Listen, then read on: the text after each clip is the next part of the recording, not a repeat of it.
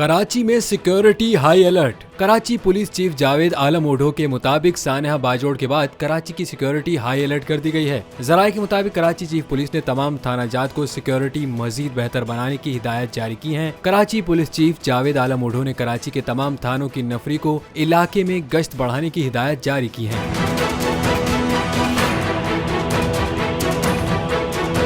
Karachi police की जानिब से शहर में नाके लगाने, जराइम पेशा अफराद और गैर मामूल सरगर्मियों में मुलविस अफराद को फौरी गिरफ्तार करने की हिदायत जारी की गई हैं। वाज़ेह रहे कि गुज़िश्ता रोज जिला बाजोड़ के सदर मुकाम खार में जमीयत उलमा इस्लाम के वर्कर्स कन्वेंशन में धमाका हुआ, जिससे अब तक 40 से ज्यादा अफराद जाँ बहक हुए, जबकि जख्मियों की तादाद 150 से तजावुज कर गई है।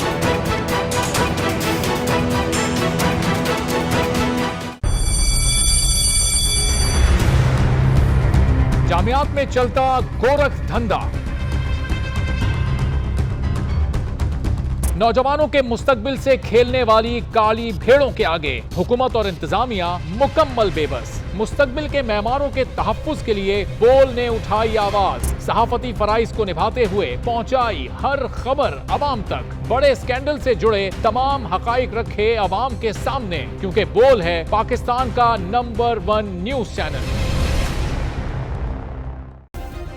सब्सक्राइब करें और बेल दबाएं ताकि कोई खबर रह न जाए।